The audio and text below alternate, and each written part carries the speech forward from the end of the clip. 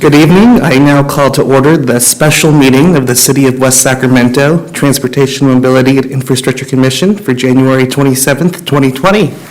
We'll begin tonight's meeting with the Pledge of Allegiance led by Commissioner Wetzel. Pledge. I pledge allegiance to the flag of the United States of America and to the republic for which it stands, one nation, under God, indivisible, with liberty and justice for all.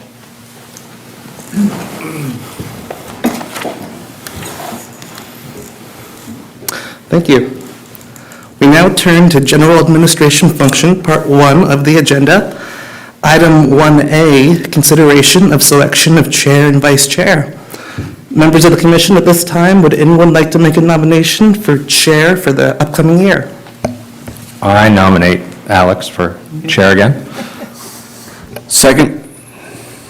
Well, thank you both. I will accept the nomination, but I'll also leave it open if there would be any further nominations. Well, seeing and hearing no other nominations for chair, all those in favor, please say aye. Aye. Any opposed? The ayes have it, and we don't have to move. Thank you very much, fellow commissioners. Moving on to the second part of item 1A, consideration of the vice chair for the upcoming year. Is there a motion for vice chair?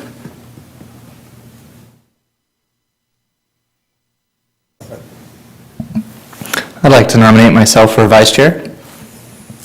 We have a nomination for Commissioner Polimas. Is there a second? Second. We have a second. Before voting, are there any other nominations for vice chair? Seeing no other nominations, commissioners, all those in favor, please say aye. Aye. Any opposed? None opposed, and the ayes have it. Congratulations, Mr. Vice Chair. Thank you. And Madam Clerk, at this time, do we need to rearrange some seats? Do I need to? I think it's this one.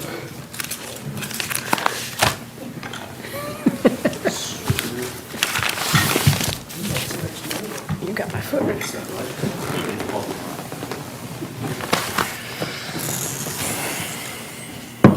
Well, congratulations, Mr. Vice Chair Polimas. I think tradition at this time, if you'd like to say for a moment anything on this occasion.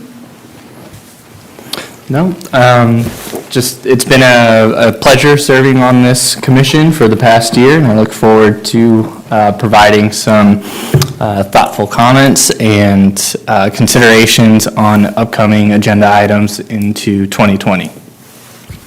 Excellent, thank you. Moving on then to item 1B on the General Administration Function Part 1, presentations by the public on matters not on the agenda within the jurisdiction of the Commission. And I believe we have one request to speak. Mr. Forrest Gardens, please.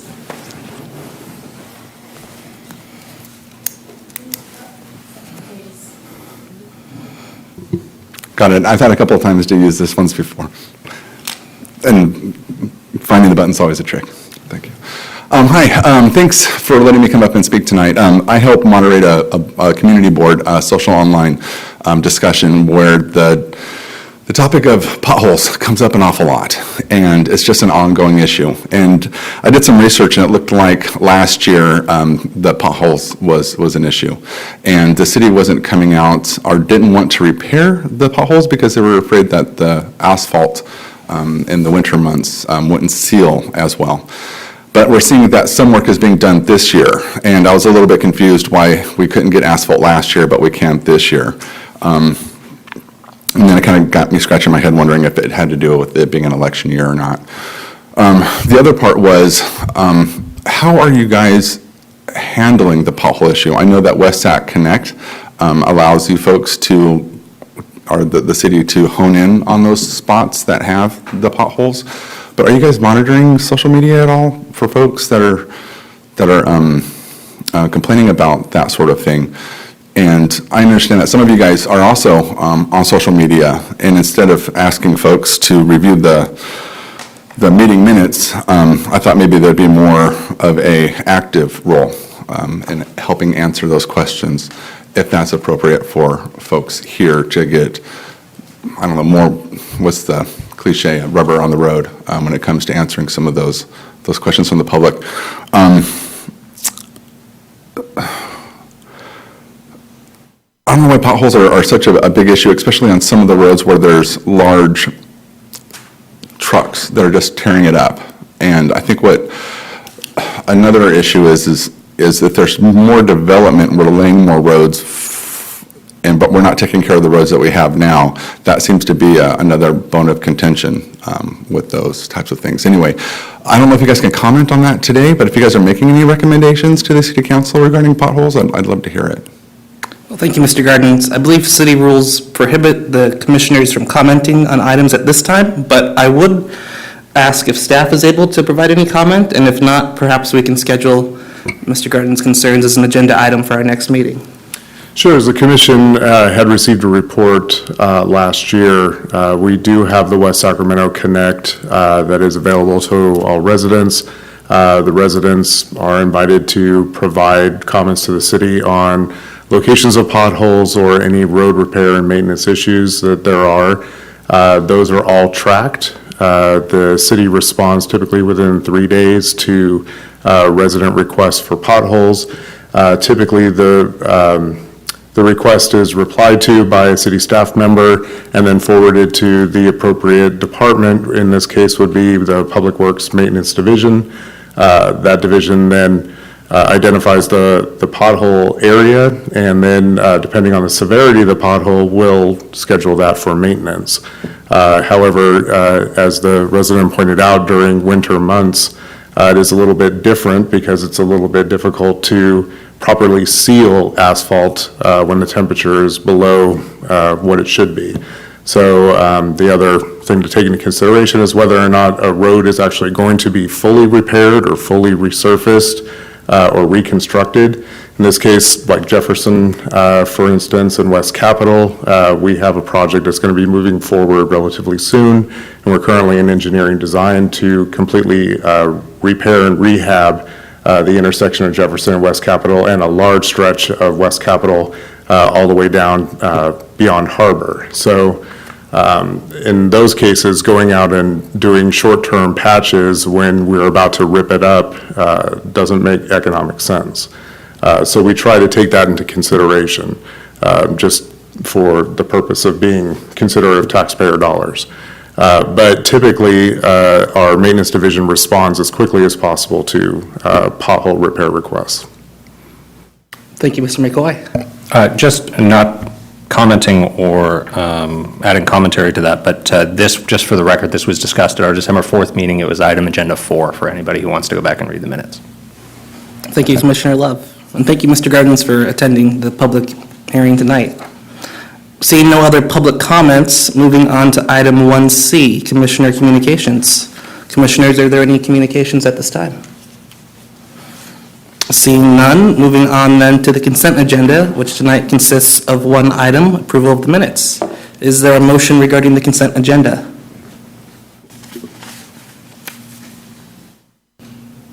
So moved. We have a motion by Commissioner Wetzel. Is there a second? Second. A second by Commissioner Love. All those in favor, please say aye. Aye. Any opposed? The ayes have it. Moving on to item 3 on tonight's regular agenda, presentation and discussion of the status of the storm drainage and stormwater master plan update. Good evening, Mr. Chair and Commissioners. My name is Wendy Williams. I'm a senior civil engineer in the Community Development Department here at the city, and I'm here tonight to get your feedback on the city's first ever citywide storm drainage and stormwater master plan, which is currently in process. A $1.88 million contract for this project was awarded in January of 2017 to our consultant Wood Rogers. And I'll go over some of the background just briefly, starting with an overview, including some history of development within the city. And I mention this history because the nature of how the city originally developed plays a key role in the character and the current condition of the drainage system. So organized development in the north area of the city, which is north of the Deep Water Channel, on what we now call the North Basin, can be traced back to early final maps in the 1860s, with the Southport area maps not far behind in the early 1900s.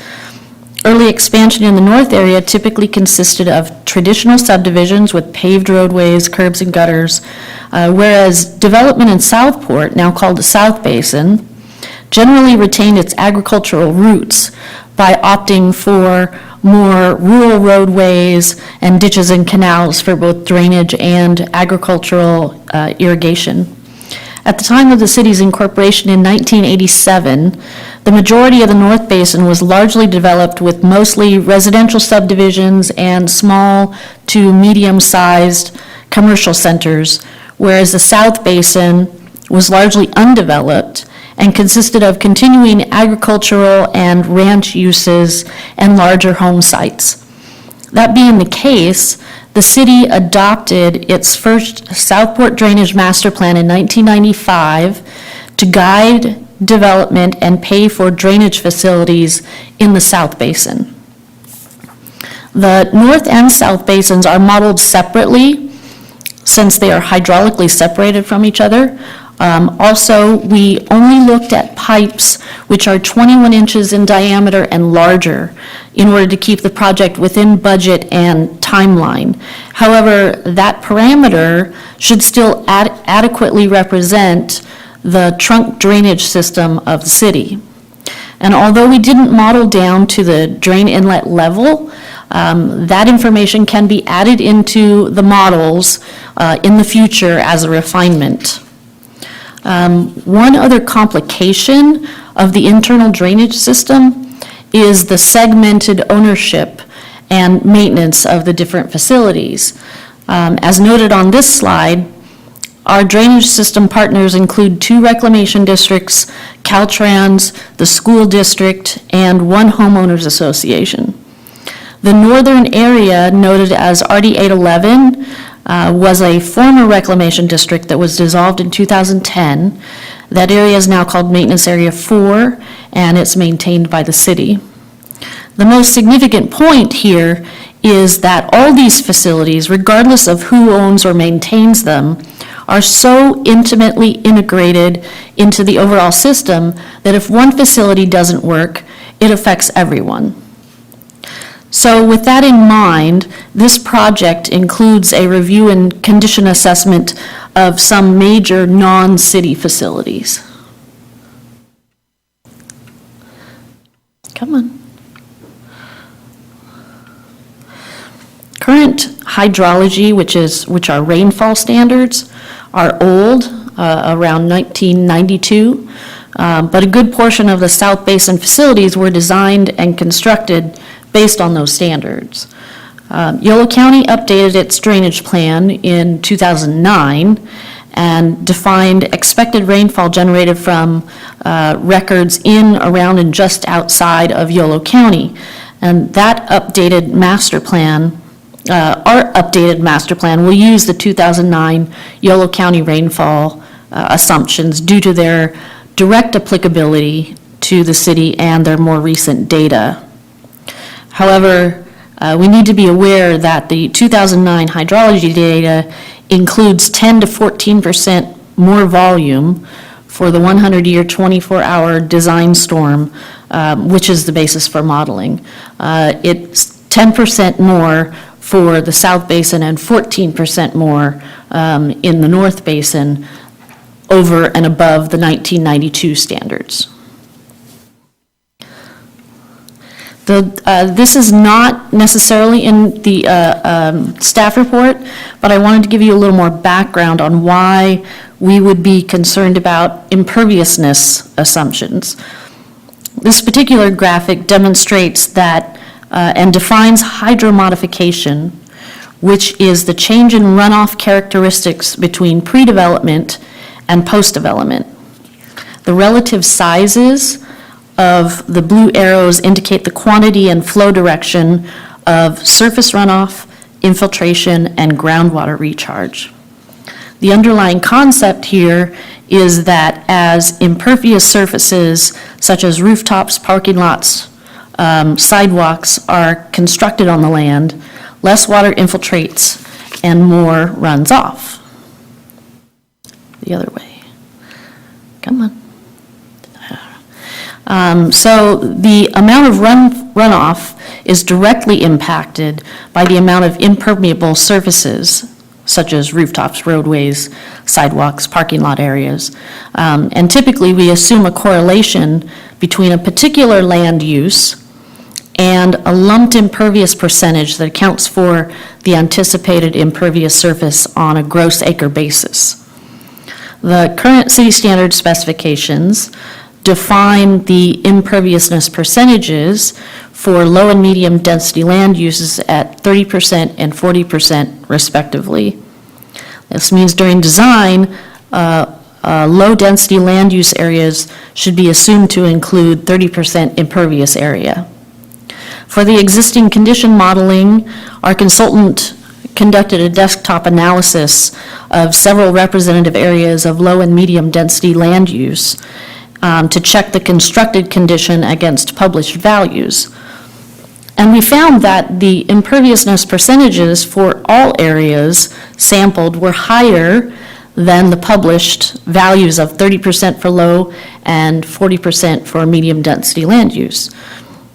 Additionally, during the 2035 general plan, 4 new land uses were identified, including medium-high density residential, central business district, corridor mixed use, and neighborhood mixed use.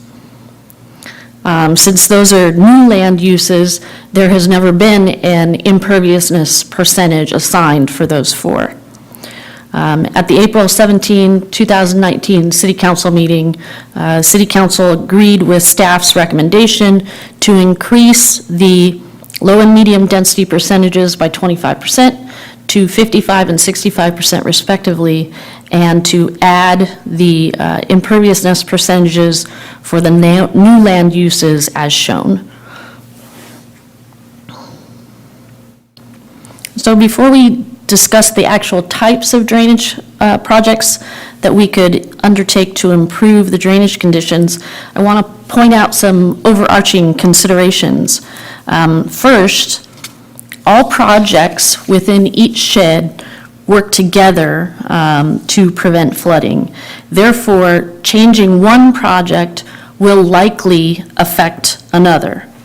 As we narrow down the types of projects and the locations of the contemplated projects, we will need iterative modeling to hone in on the most suitable combination of projects for each shed.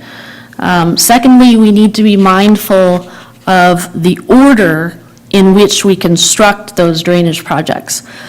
The example given in the staff report is that increasing the capacity of an upstream facility may actually be detrimental and overload the downstream facilities if they're not already properly sized for those additional flows.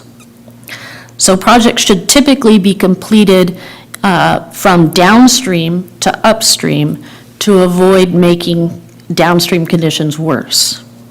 Lastly, as I noted earlier, not all drainage facilities are city-owned and maintained. Certain recommended improvements will be the responsibility of the city's drainage partners, and we'll need to work closely with them as we refine the combination of projects and the order in which they should be constructed. As we look at the types of drainage projects that are suggested, I've grouped this first set together since they have the same general characteristics and factors. And that would be the pipe and culvert upsizings and the channel widenings. Many of the suggested improvements are pipe or culvert upsizings, which will include replacement of an existing underground pipe or the addition of a second pipe. Land acquisition is typically not an issue, as the roadways and the channels typically have adequate space for the project. However, certain utilities may require relocation in order to accommodate the new pipe. At least 2 of the suggested culvert projects are under non-city facilities, including the I-80 freeway and the Union Pacific Railroad main line. Also, traffic congestion and disruption may be a factor in neighborhoods and commercial areas during construction. There's only one major channel widening that is recommended, and that is the channel which follows the north side of the Union Pacific Railroad and then the north side of the Southern Pacific Main Line from Jefferson Boulevard all the way to Harbor Boulevard. For that particular widening, there does appear to be room for that expansion. Several pump station improvements are recommended. In some cases, the improvement is a complete rebuilding of the pump station, and that may require some land acquisition. Other than that, the pump station projects are pretty straightforward. In the staff report, I mentioned both wet and dry detention basins. This slide shows you one example of each. Most of the city's current detention basins are wet basins, meaning they are wet all year round. But you may not have known that Summerfield Park is the city's example of a dry basin. It's available to be used for flood control storage, but otherwise accommodates typical park uses within the basin area. Other than the detention basins being wet or dry, they may or may not require a pump station. Although most of the city's existing wet detention basins include pump stations, we're currently not suggesting pump stations for any of the other recommended detention basin locations. Secondly, the majority of recommended basins are suggested to be dry basins, especially where they would be located on parks or schools. Once constructed, detention basins require relatively little maintenance, mostly occasional mowing and some cleaning after large storm events. Many of the suggested detention basins will require land acquisition, especially in the North Basin, where open space is limited. Ultimately, some of the land needed for the detention basins may be vacant, or that land might include some site improvements, which would increase the land value at the time of acquisition. At this very, very preliminary stage, where we're just starting to define the necessary projects, it's critical to stress that the general locations shown for basins on the modeling sheets are not meant to define specific parcels, but they're also not meant to preclude other locations. Again, continued refinement of all project factors will eventually define the ultimate basin locations. As noted on this slide, underground vaults are highly configurable, and they could be a good solution if the surface must remain usable at all times. However, underground vaults are very expensive when compared to a detention basin, whether it be wet or dry. That being said, an underground vault may be a comparable trade-off when compared to land acquisition costs of improved parcels. So this exhibit shows the various drainage sheds for the North Basin.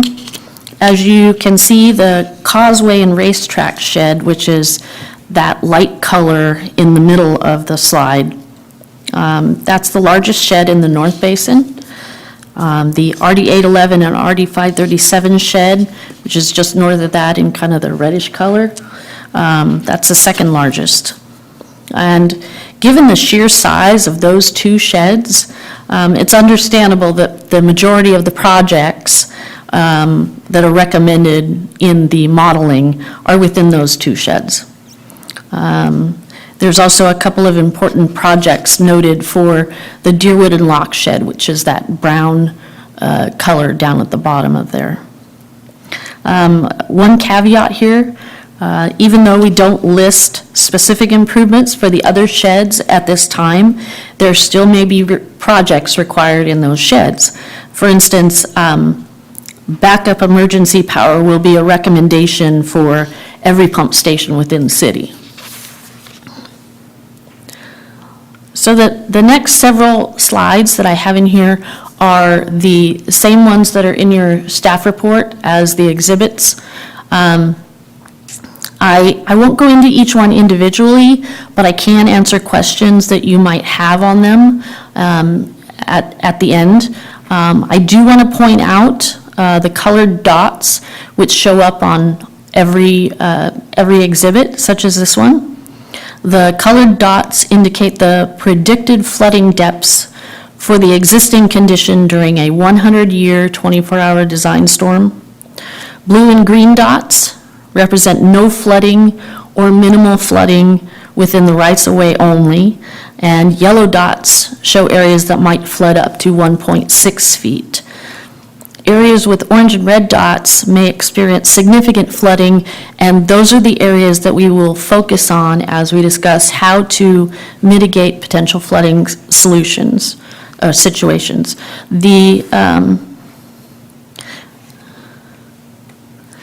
So this is the exhibit for the South Basin sheds.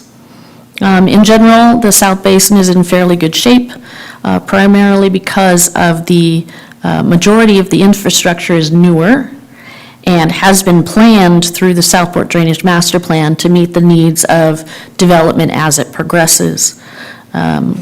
Several of the sheds include existing detention basins, and most of the sheds rely heavily on the main drain canal and its tributary ditches as the backbone trunk system for the drainage area.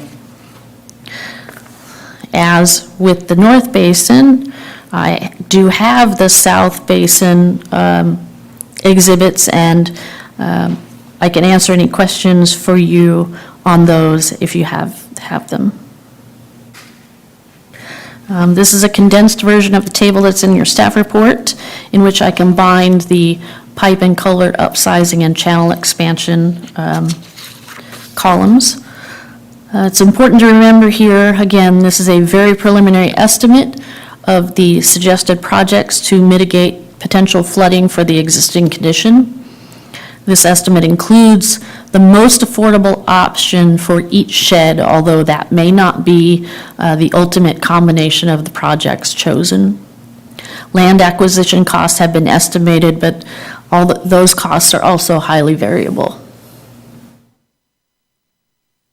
With this master plan, we expect to generate a list of improvement projects to address deficiencies in the system and/or support new development, much like the list of improvements generated for the sewer and water master plans. But unlike the water and sewer master plans, there's no significant defined funding sources to do most of those projects. So a financing study that we are undertaking soon will update the South Basin Drainage Impact Fee to pay for certain improvements that will benefit the South Basin developments. That will be applicable to new developments only. Developments which already have a vesting map or are under construction will likely not be subject to the new fee.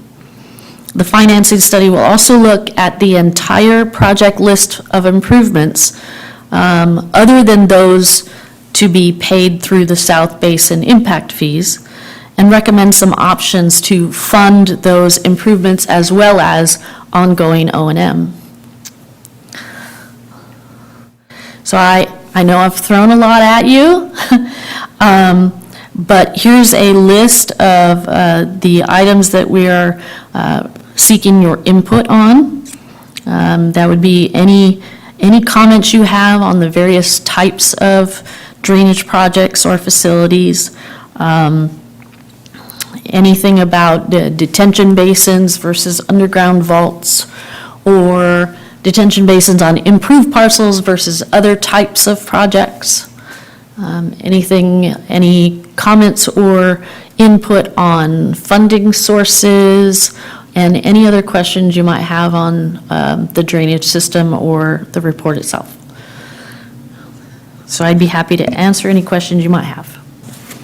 Well, thank you very much, Ms. Williams, for your presentation. Commissioners, at this time, are there any comments? Thank you for that presentation. I really enjoyed hearing about the history, and I want to say that it was nice to hear that the South Basin was in better shape. I think that speaks well of the city's planning in that area.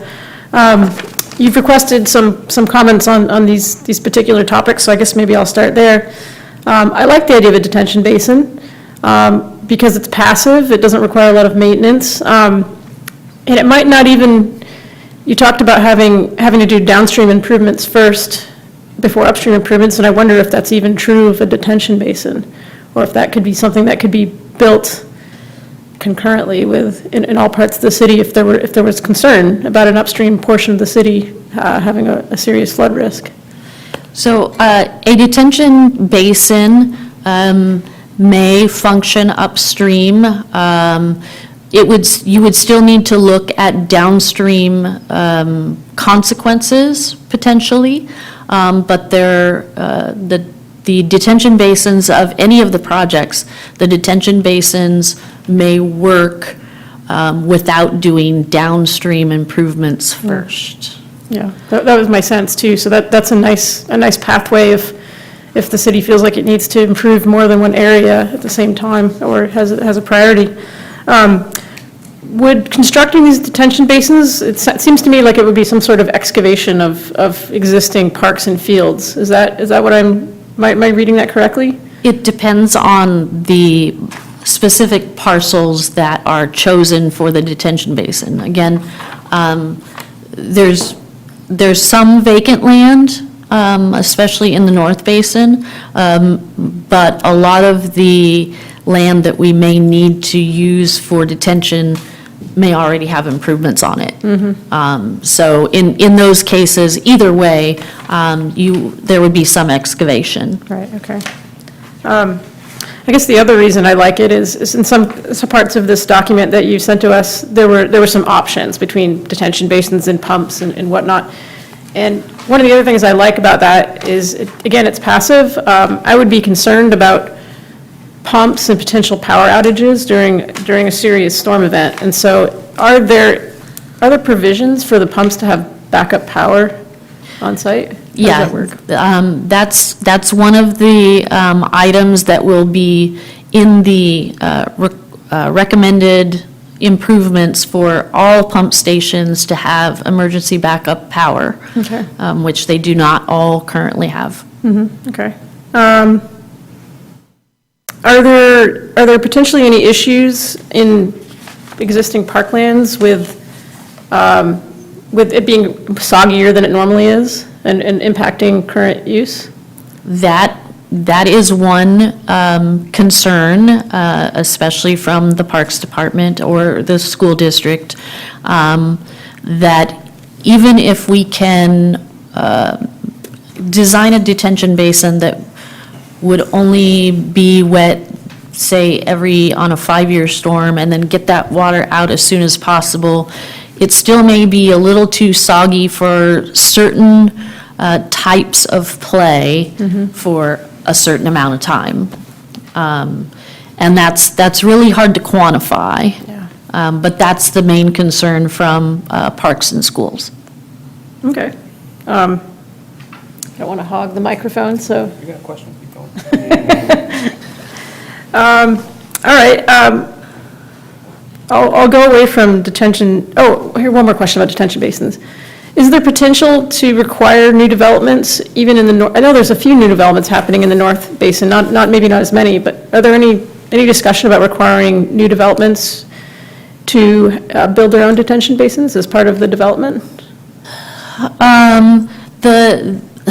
The hard part about the North Basin is that there's relatively little open space anyway. If we require all new developments to mitigate their own and possibly put in detention basins, we may be actually killing the development itself. Okay. That doesn't mean that we don't require them to do something. We may require them to pay their fair share of a downstream pipe upsizing or something of that effect. Okay, yeah. I have a couple of questions, mostly out of curiosity, about the models and the imperviousness and the rain. I guess the first question I have about the rain is, the estimates went up by 10 to 15%, or 10 to 14%, I believe it was. What parts of Yolo County are we talking about for these rain gauges? Is it all over county, or is it? It's all over Yolo County.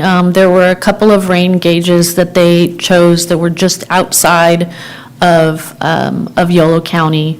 I'd have to go back to the 2009 drainage study to remind myself exactly where they were located. Yeah, So I don't know. I was just curious, because there could be some mountainous effects in certain parts of, western Yolo County, and I'm just curious how that compares to Sacramento County, if there's a big difference. There was, well, in the 2009 Yolo County drainage, there were different values for western Yolo County versus eastern Yolo County. And so we picked on the ones that were most applicable to West Sacramento. Okay, good, all right. Regarding the models and the imperviousness, I think it's pretty difficult to calibrate a model when you probably don't have a lot of data from the last 30 years or whatever is done typically in hydrology models. So I'm curious about the imperviousness estimates. It sounds like this is a pretty important parameter that might be very sensitive. In other words, the differences in that parameter might have a high effect on the model's performance. And I know this was done by a desktop analysis, and so I'm just curious if there's any sense as to how sensitive those parameters are, or what % accuracy you need to be within to get your models to work correctly. I'm not sure what percentage accuracy we need to be. When we looked at the imperviousness percentages, we did look at 5 different locations within the North Basin and 5 different ones in the South Basin, just so we can make sure and have a large enough sample. And all of those samples were above the 30 and 40% for low and medium. Yeah. And that was in part why City Council agreed with our recommendation to bump those up by 25%, which is high. Yeah. So we just wanted to make sure that we were not going to be undersizing anything by thinking that there's more infiltration going on than there really is, especially for the existing condition. We may have some decisions to make about future conditions, and we'll get to that in due time. But for this first set of modeling, where we're only looking at the existing condition and how to mitigate it, we wanted to be as accurate as we could. So we did several samples on both the north and south area. Yeah, it sounds like that's a good catch, that you were able to get those numbers up higher than the published values, so I'm happy to hear that. Related to that, what's the sort of safety factor here? Okay, we've got our numbers, we have our model, we're designing a system for that.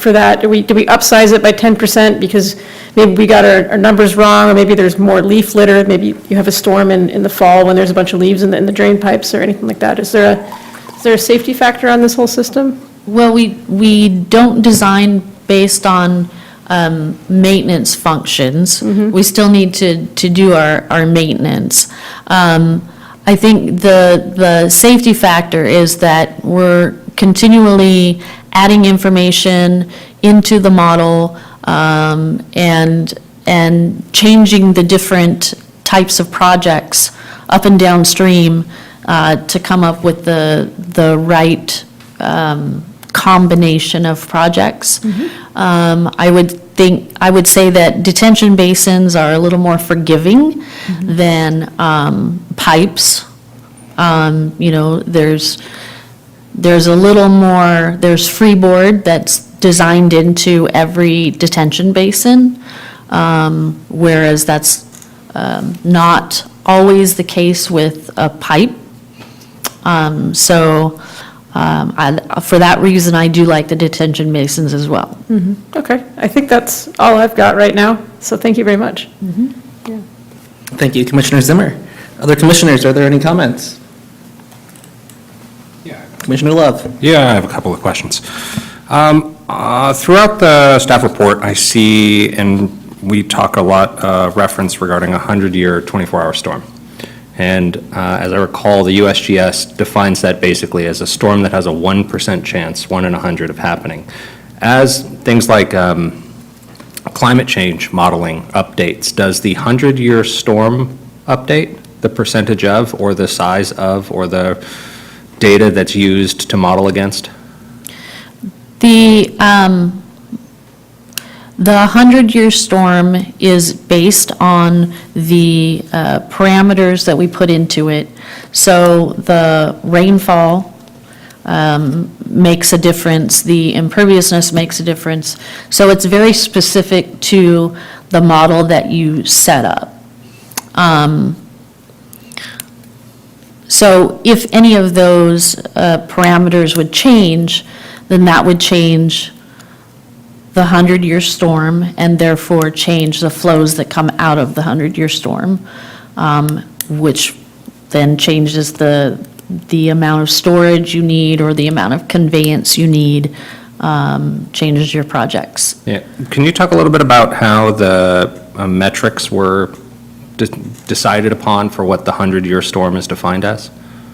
Like, what you said that, you change it, and obviously it cascades all the way through the plan. Right.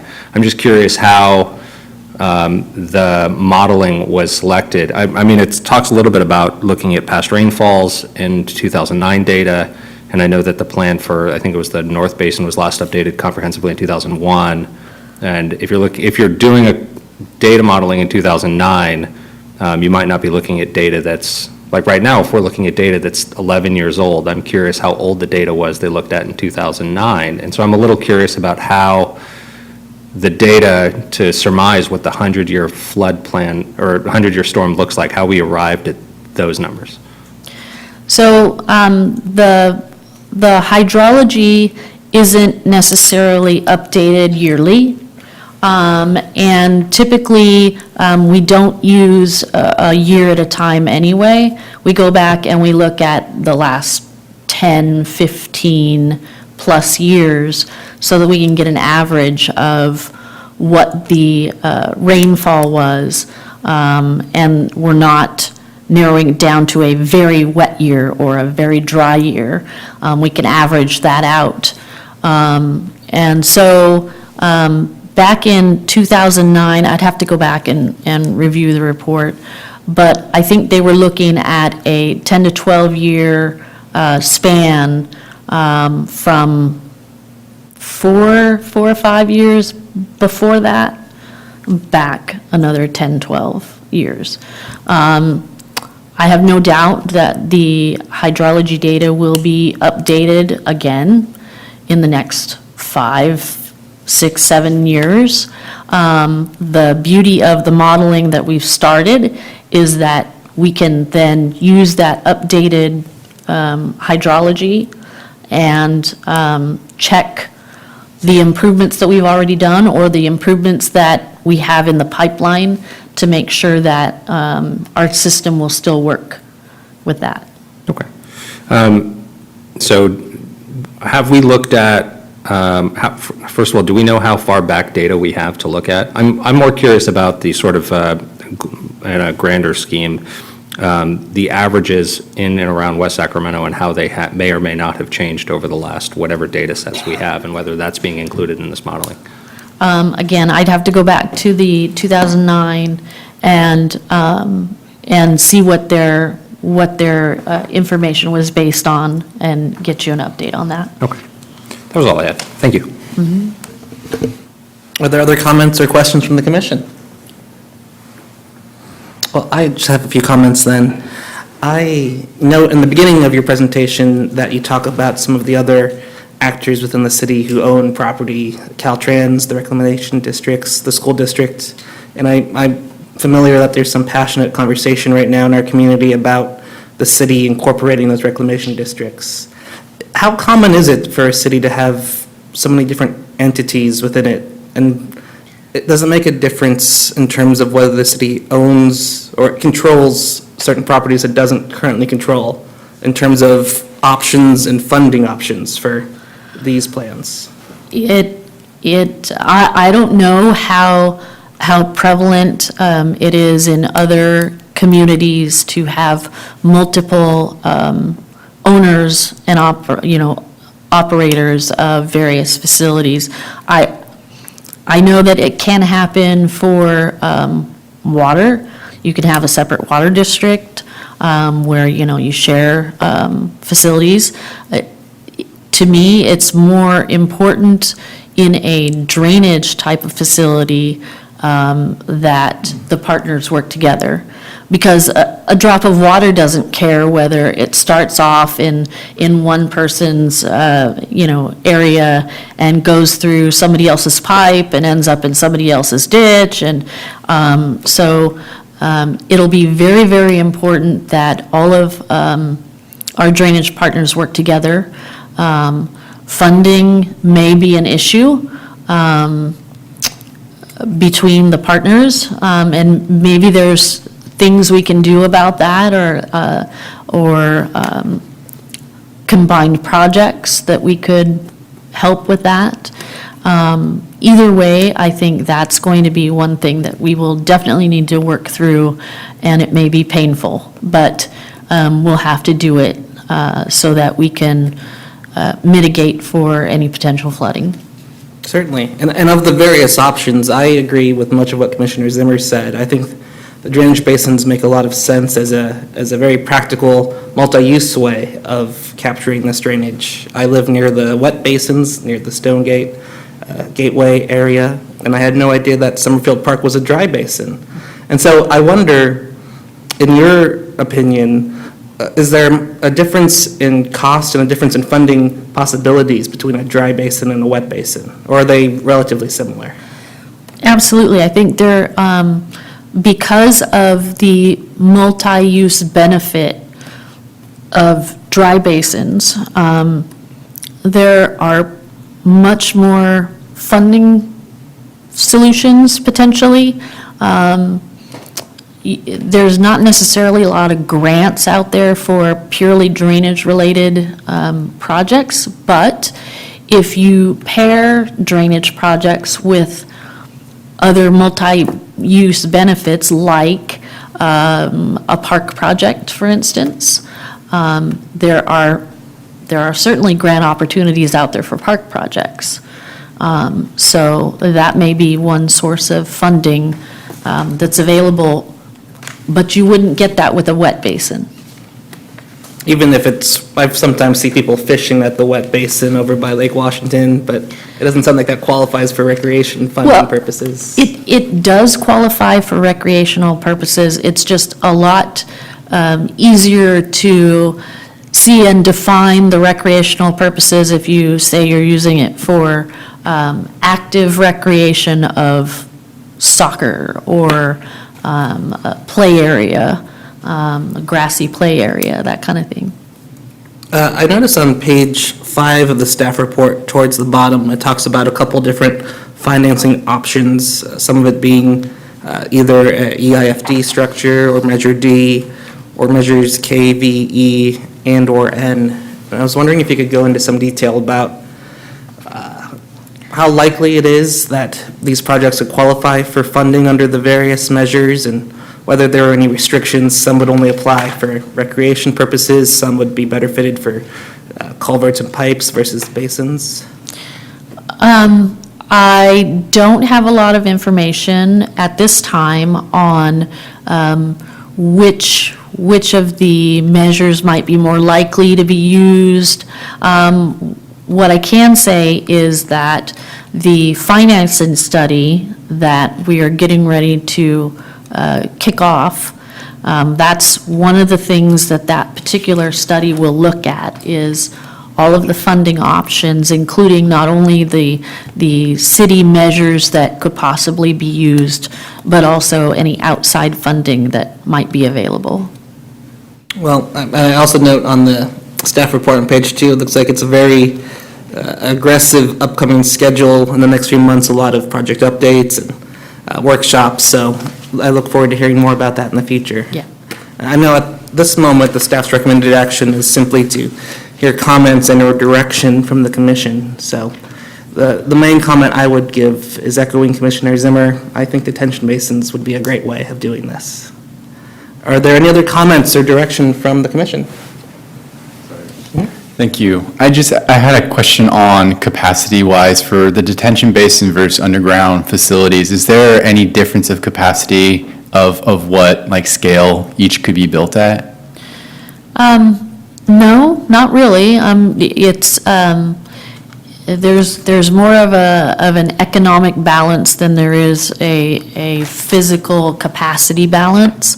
But underground vaults can be huge, as well as detention basins can be huge. So they're not really capped at a certain capacity. Got it. And then the other question, kind of playing off of the chair's comments around the use of multi-use facilities, so with the detention basin being used as a park as well, it sounds like there's some discussion around development impact fees potentially being used for the Southern Basin area. Does the city collect park impact fees on developers? It does. Is there any way to utilize, if it is a multi-use facility, if you're building out a detention basin that is a dry detention basin, to potentially leverage those park impact fees for those investments? It would have to be a joint impact fees from the drainage impact fees and the park impact fees.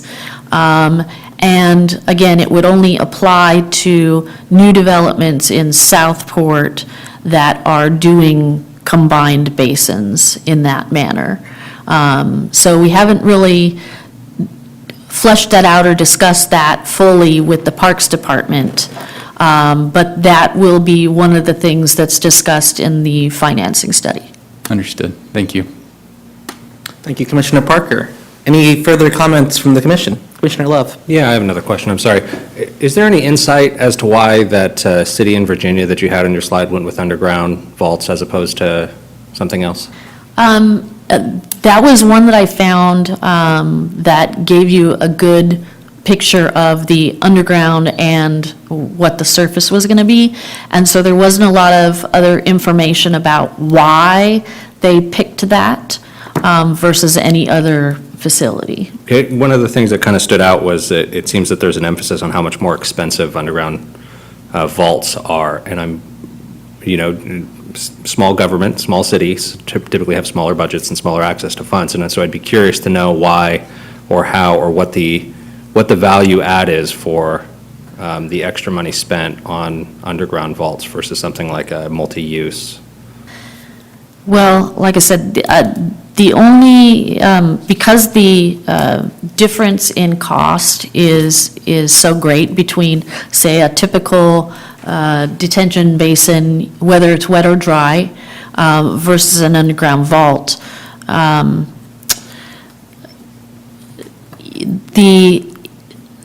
the benefit of having a usable area all year round has got to be very, very great to overcome that cost difference. And there's not a lot of places that I've seen that happen. McKinley Park is one exception to that. Obviously, they decided that a $25 million price tag was the way to go for an underground system, an underground vault, with some park improvements on top of it. I don't know. I hadn't read through, all of their information to know and understand how they came to that conclusion. But it's working for them.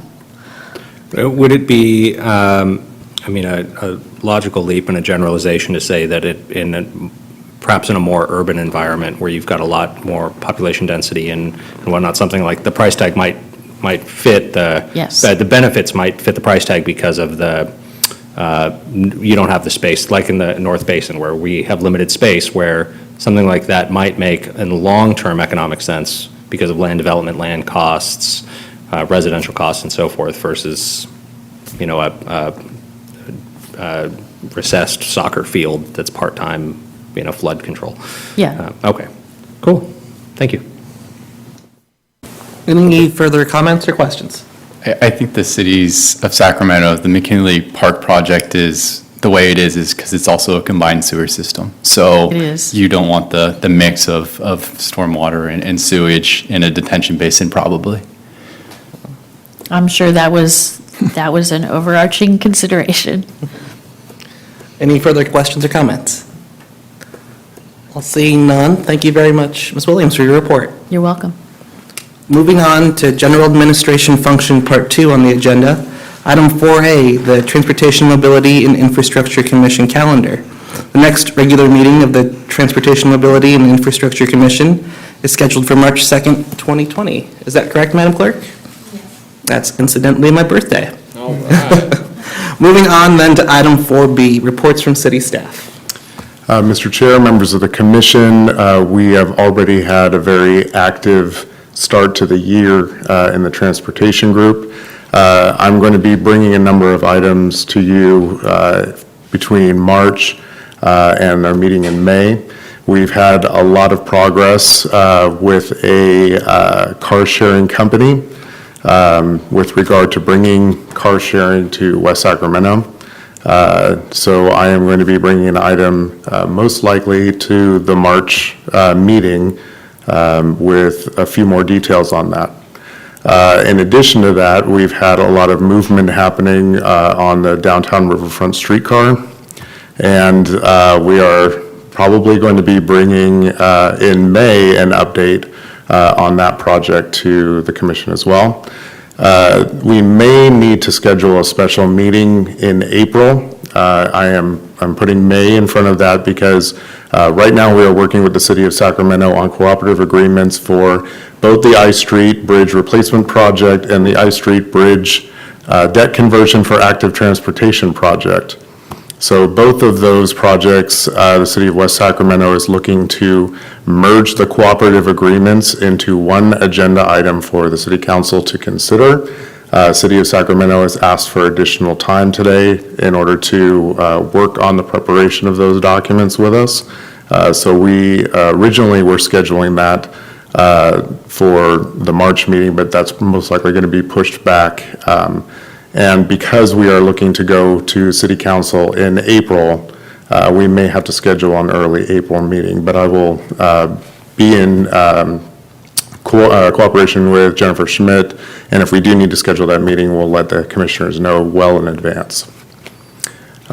We also have an upcoming update on the YCTD comprehensive operation analysis, and we will also be looking to start drafting up our renewal contracts for VIA. So most likely you'll be seeing that coming forward, thinking probably in May as well. Thank you, Mr. McCoy. It sounds like it'll be a very active and exciting year for the city. Moving on to item 4C, future agenda item requests by the commission. Commissioners, are there any future agenda item requests? If not, I'd like to request one update. I was walking over the weekend from my home in Southport to the Sutter Health Park area, and I was wondering, it's been a while, if staff could give an update on the development of a bike path from the Bridge District connecting to 15th Street. Yeah, we can definitely, I believe that is currently under design, so I will have to refer that to the engineering group to provide an update on that. Great, thank you. If there are no other future agenda item requests, item 4D is adjournment. Is there a motion to adjourn? So moved. A motion by Commissioner Parker, is there a second? Second. A second by Vice Chair Polhemus. All those in favor, please say aye. Aye. Aye. The ayes have it. Meeting adjourned.